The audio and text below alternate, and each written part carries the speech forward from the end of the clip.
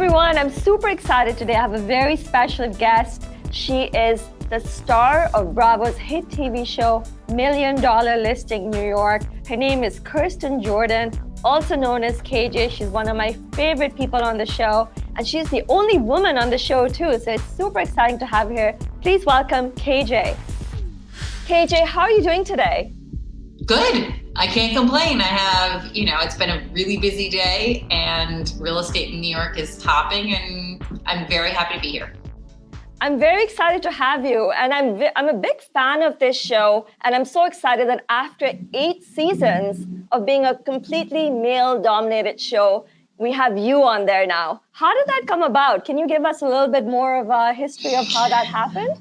Well, I think, inquiring minds always want to know what the casting process is about. And the thing with casting is that, I know it changes every year, so that's not really even relevant what that process is. But what was the important part about it was that, at some point somebody reached out to me and say, hey, would you be interested in being on the show? And then I went through whatever casting process was going on in 2019 when I was cast. And during that process of taking recordings of myself and being on camera and just kind of going through it, I thought, this is totally for me. I am meant to be on television. I have missed my calling. I was 37, I'm 38 now. I'm 37 years old, and it is time for me to make my big debut, which is hilarious because I feel like, a lot of us think that unless you, get into this stuff in your 20s or your teens that you can't be on TV. And I felt like I've been a broker for 13 years, and this is why I've been doing it this long. That's amazing. 13 years. And what got you into real estate, Kirsten? I got into real estate because I loved sales. I was doing sales in Italy at the time when I came back to the US, and I was like, I'm in sales. I was selling licensing designs for a greeting card and wrapping paper company. So I was literally selling the rights to use that Santa Claus on your wrapping paper to companies across Europe. And I was making so little money that it was laughable. And so when I came back to the US, I thought I'll go into sales and I will do something that is sales that makes real money, like real estate in Manhattan. And so that's what I did. That's amazing. And were you a fan of the show before you got on it? My husband has always been a very big fan of the show, and he has always watched the show, and I've always worked during my husband watching the show. So I've either been, anything from sitting on my computer working to making my kids, Christmas out, like their photo albums and our wedding album, whatever it is, I always listened in, and as I was always focused sitting doing something else at the same time. So I have watched very little $1 Million Listing, but I've listened to a lot of $1 Million Listing. Right. Well, I've been watching, I don't really watch much TV, but I would say that I watch $1 Million Listing New York and LA regularly. I love you. I love Tracy Tudor. You guys are very, very inspirational. Thank you. Thank you. We try. Yeah. So Kirsten, in Toronto, we actually have 65,000, real estate agents in a 50-mile radius. It's very similar to New York, where there's, a large volume of agents. So what are some strategies that you've used to separate yourself from other realtors?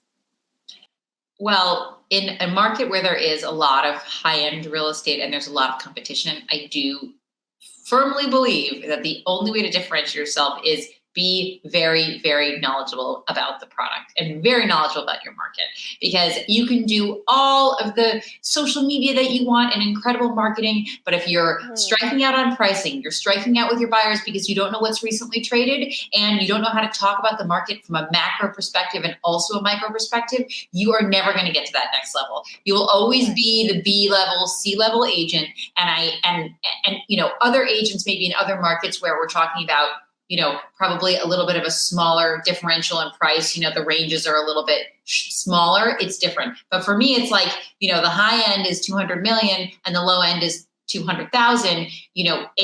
There's a lot in between. And it's how do you differentiate yourself so that people come to you for advice, because they're not going to want to work with you at the high end if they don't think they can call you and get data, get information, talk to you about like the bigger picture of what's going on in the market. Right. So you're obviously very, very knowledgeable, but I do have a few questions. So you were part of a team before, and now you've started your own team. It's a little bit same. It's kind of the same thing for me. I did 200 pre-construction deals while being on a team, And now I've started my own. I have 5 agents under me. We're doing 400 transactions a year now. What are some of the challenges that you've had in growing your team and having, what is your hiring and firing strategy, so to speak? Well, my hiring and firing strategy is to hire very slow and fire very fast. That's my whole strategy. It's very uncomplicated, but it's like, if it's not working, we aren't going to fix it. And if it is working, we are going to keep it going. And before we bring anybody on, they're going to be vetted by everybody I can physically get my hands on to talk to this person so that I can get every angle of what they could possibly think about them. The other thing that I love when I'm hiring right now is personality profiling. You cannot escape your personality profile. If you don't like doing certain things and you're not jazzed up about certain stuff, it's not going to change. So if you belong behind a desk, if you belong in that role where you're, behind a computer and you want to be super analytical, that doesn't always translate to being in front of people all day, every day. It's going to be super exhausting for you. So that's something that we also have employed, in our process of hiring. And then my biggest challenges, I would say, I'm building an airplane while I'm in the air. I started my own team in February. We've it's October. February of this year? Yeah. Wow. It's amazing. Yeah. So I have 3 agents. I have 3 support staff. One of my support staff is technically my COO. So she's at my level with her experience, and really is a super, super intelligent and has incredible connections as well. So, that's a role that startup companies have a COO. Usually real estate teams don't. It's something that I don't know anybody else who really has one the way that I do. And I'm super, super happy that I decided to have somebody at my side that I can bounce all of my ideas off of and has visibility on all of my business, which is what she does. That's amazing. Well, congrats to you on your success. And thank you. Can't wait to see you grow even more. It's very, very inspiring. Actually, that brings me to my next topic. So, in Toronto here, and I'm sure it's probably the same in New York, there's a lot of women in the residential real estate market, but when you look at sub niches like the luxury market, pre-construction here, it's very male dominated. And just from watching the show, I see that's the same in New York, where the luxury space is heavily dominated by males. So how did you kind of get in there and become top of the game? Well, I would say, I don't really ever think about a gendered situation when it comes to, a success, because the truth is as much as I know that it exists, and as much as I'm sure the numbers are there, that there's more maybe male real estate agents at the top of the market in New York City than female. It doesn't feel that way. I have incredible relationships with real estate agents that are women in the industry. And, I was just for example, the head of Douglas Elliman new development at Douglas Elliman, which is a department of Douglas Elliman, it's almost fully operational by itself, is a woman. She's been in the industry, I don't want to date her, but I'm sure 25 years. And, she commands a room and, does very well with a lot of these incredible developers. And the same on the side of Corcoran Sunshine and some of these other firms. So I would say, I'm sure the numbers are there, that this is, it's male dominated in a lot of other ways, maybe probably from the executive position, less from the broker position. I think it's moving and changing in that other direction. And I think the only way to combat it is to just not think about it and not acknowledge it and just say, hey, I'm in the room. I expect to be treated just like everybody else. And you know what? I'm not going to deny that I'm a woman, because the fact that I'm not going to deny that I'm a woman. One of the biggest projects that I worked on, that I started working on 4 years ago, I pitched while I was pregnant. And when you're pitching something, when you're 6 or 7 months pregnant, you have to acknowledge that you're a woman, and you have to acknowledge the fact that you have a plan for what you're going to do to deal with the other side. Because I pitched it, and it was new development. So they knew that they were going to have to deal with me over the next 3 years. And so, it's a slippery slope, and I don't want to get into, feminism versus not feminism, but the way I handle it is I really try to brush it off, and I really just try to be super positive and just really excited to be in the space with everybody. And I find that that's kind of the best way to deal with all of this, and be proud of the fact that I'm a woman, be proud of the fact that because I'm a woman, I can juggle so much more and I can handle so much more. I have eyes in the back of my head. I understand the levels of what's going on, and I can hear things and get ahead of problems better than anybody else. So I just embrace it, and I'm very, very happy about it. Yeah. And speaking of juggling, that's actually my next question. So you're married, you have kids. How old are they now? They are 7.5, 6, and 4. And how are you managing being a mom, being at the top of your game, building out your team, being on the show? Are you coming home after a long day of work and still like cooking dinner, or like how does that picture look? Who cooks, right? Who's cooking? I think everybody wants to know the how, right? And I'll be totally honest. I have always worked hard. I've always taken time and said no to certain things with my kids and done and worked. And I've always juggled and always tried to figure out what was the best way to do the most business possible. What things should I be doing with my kids? And when should I say, listen, this is something I can't be doing with my kids? When should I be doing drop off? When should I be doing pickup? When should I be not doing those things? And it's always been an ebb and flow. And it's something that is an evolving art, not a science, of everything from childcare to grandparent involvement to personal assistant helping me with the granular details that are like the home administration, and then saying no and saying yes when I need to say no and yes, which means, I try to get home every day at a reasonable hour between 6:30 and 7 so that I can be with my kids before they go to bed, spend time with them, and then, and hopefully have dinner with my husband. Those are like main objectives each day at the end of the day. And I do try to spend time with them in the morning before they head off to school and take, I have specific days that I take one of them to school. And so that's kind of the best I can do. And what I also do is I try to be present when I'm with them. So I try to take Saturdays off.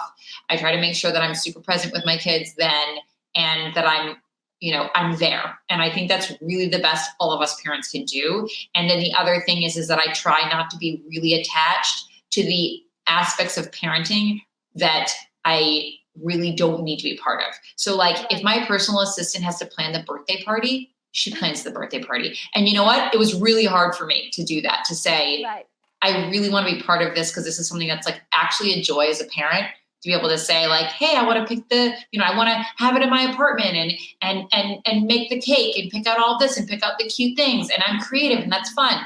And I had to say like, this is no longer a good use of my time, and we're going to outsource this. We're going to go someplace else, and we're going to make this work so that I can show up and be happy instead of getting stuck in the details. That's something I can no longer work on. So I think everybody who's balancing needs to really constantly be reevaluating what their priorities are, and who needs more love now, which kid's happy, what do they need, and how can I find somebody else to help them with this, or do I need to be the one that's doing this? Right. So, and when you're filming the show, do you still kind of have a set schedule, or is it kind of like all over the place depending on other cast members and so forth? It's ever evolving when we're filming. Filming is, it's reality. So they have to be able to do stuff at the last minute as well. So it's always changing. Yeah. So I follow you on Instagram. I love your content because it seems very, very authentic, so to speak. Oh, thank you. How much of the show is real versus scripted? Oh, there's the show's definitely not scripted. I think it would probably be easier for all of us if it was scripted. Clearly, as you can see from the show, there's a clear format to the show. They follow the properties from start to finish, and I think that's I think that's what they call it. I think it might be like a format reality or something like that, where there's a clear storyline, which is created by the fact that they start you with pitching it, and then there's marketing, and then there's an open house and that kind of a thing, which I'm not breaking any rules by saying that, because if you watch the show, you see that there's a format. And so the greatest thing about the show is that everything always ties back to business, which I think is really great. I don't think I'm reality television material in any other form other than $1 Million Listing. So I would say I've been really lucky that I was able to be in this particular format, on a show where we talked about business, which is what I'm best at talking about. Right. So Kirsten, content creation's been huge in COVID. Everybody's pretty much doing it. What advice could you give a realtor who just doesn't know where to start? Because you've obviously mastered content creation between your show, your Instagram, and everything that you've been doing.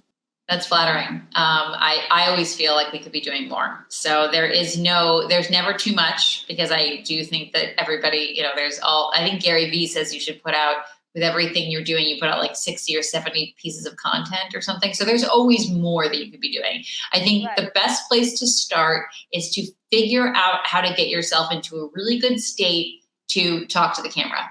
Because what I learned from getting on television and from watching myself on camera is that energy translates on camera. The camera thrives on you screaming at it and being high energy and being loud and being in their face. Like if somebody were to watch me right now from behind, talking to you, they'd be like, why is she putting so much energy into this computer screen? But to you, it looks totally normal and it's great and you're engaged. But that's what the screen wants. It wants to see you get excited. So, I think take 100 takes, make someone take takes of you, whatever it takes for you to be able to be accountable to creating the content and putting the content out there, you need to do. So if it's getting a content buddy where you take content of each other, whether it's you getting dressed up and putting on makeup and picking 4 topics and changing your outfit 4 times and talking to the camera that way, whether, you have enough disposable income because of the fact that you've been doing so well as a broker and you have to get into the game that you're going to pay somebody else to help you with it,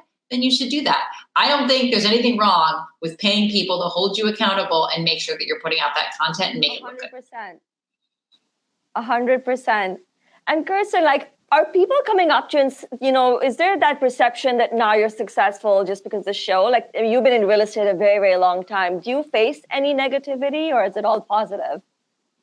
Well, I would say I don't really face the negativity. It exists, it's out there, and I just choose to ignore it, and I don't acknowledge it, and I don't respond. So I would say that's how I shut it down. I don't really have any room for it, and I think anybody who's putting a lot of negativity out there against somebody who's decided to literally put their life on display and be super vulnerable, they don't have any place in my life anyway. So, and you were a very successful realtor for 12 years before you were on the show. And I guess people don't see that hard work that it took to even get on the show. They kind of have that perception where, everybody thinks that, they don't see the 12 years it took to get there.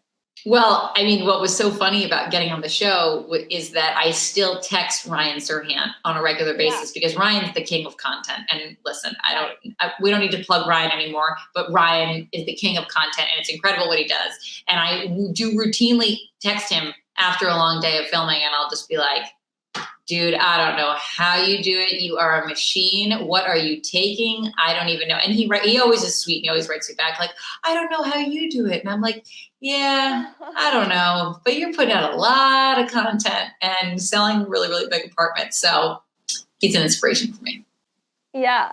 How is the real estate market right now? So in Toronto, we saw about 50,000 people want to move out of the core and get bigger spaces in the suburbs. Did you kind of see that happening in New York? Or where's the New York market at right now?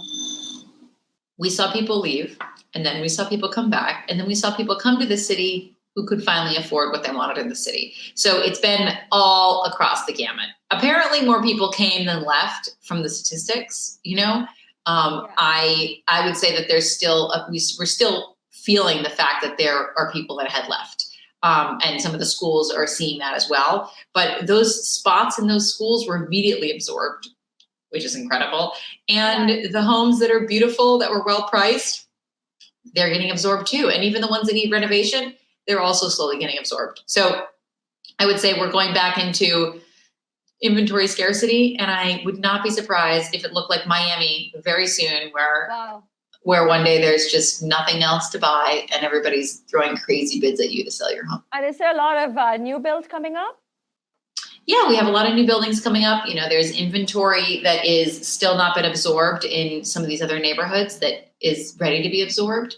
And I think it's just a matter of time before even the inventory in the neighborhoods that were maybe not as prime starts to really, really see really see that absorption. Got it. So Kirsten, what would be some advice you could give a realtor who's really trying to who's struggling with their career right now, really needs to get out there? How did you manage, what were some key takeaways that you could give for your success?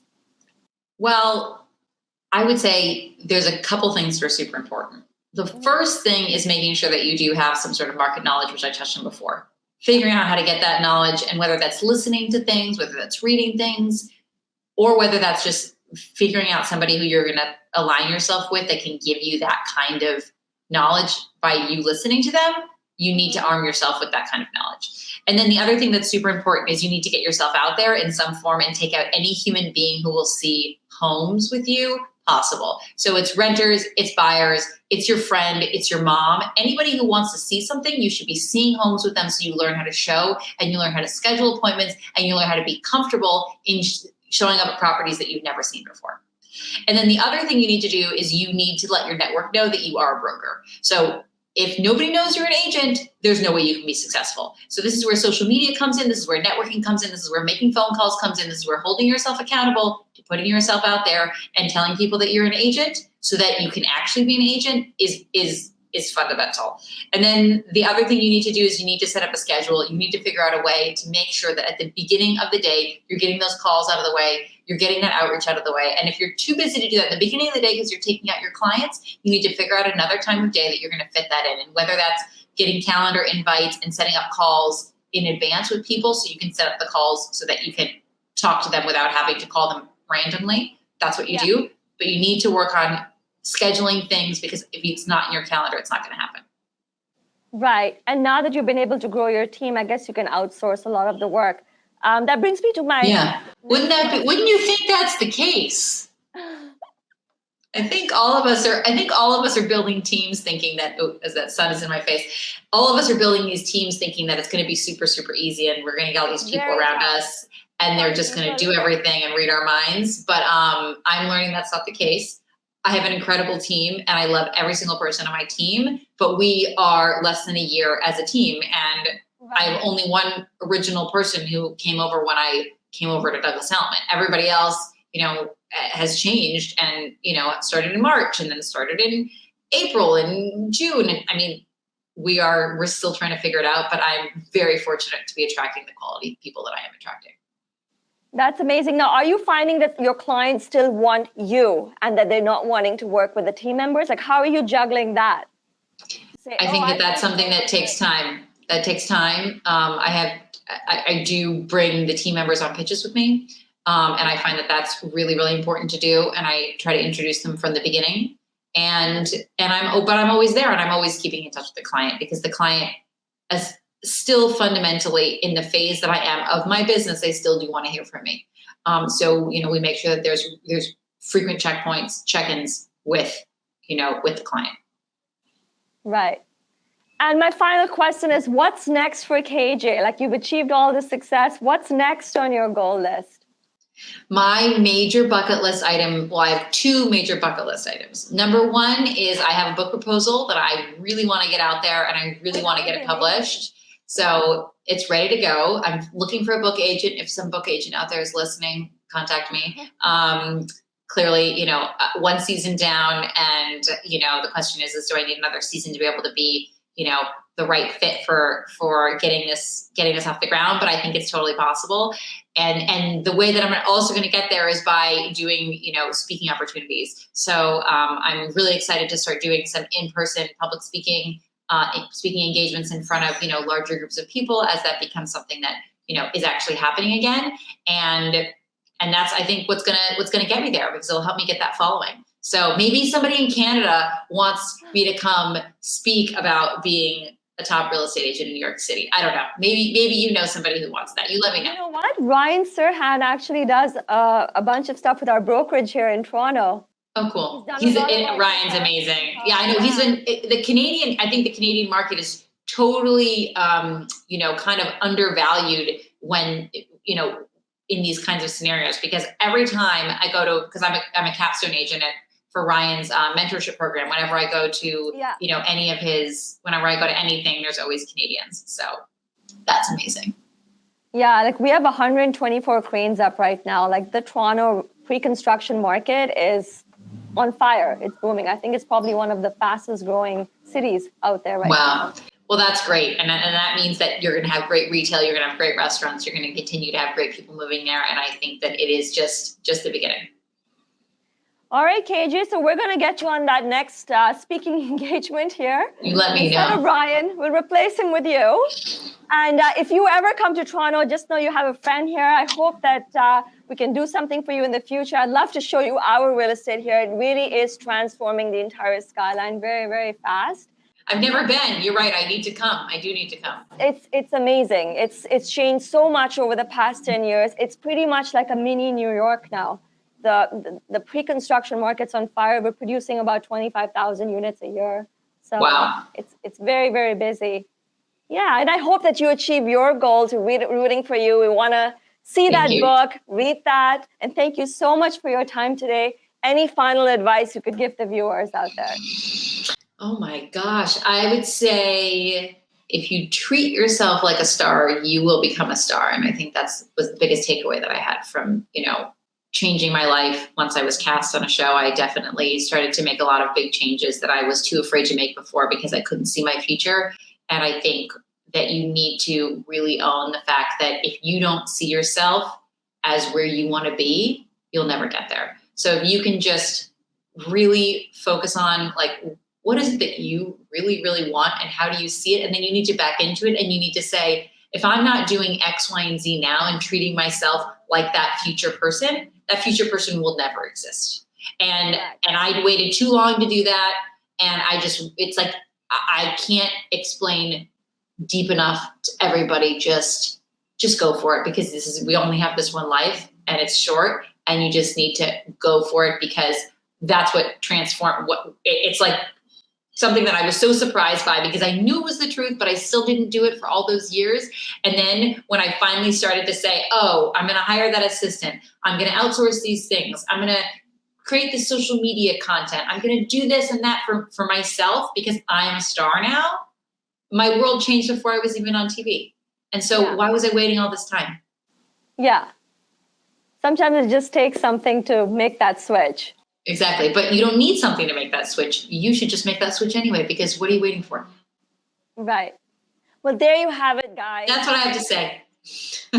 There you have it, guys. Such great advice from the star of $1 Million Listing New York. Thank you so much, KJ, for bringing us so much great value and for taking the time out of your day to speak with us. I really, really hope that one day, if I come to New York, I'd love to see your office and connect with you. And if you ever come to Toronto, we'd love to show you real estate in Toronto. We really have a tremendous city here as well. Thank you so much for having me. Nice to meet you. KJ, and hope to see you on the next season. Oh, I hope so. Fingers crossed. Fingers crossed. Thank you. Thank you. Have a great Bye. day. Bye.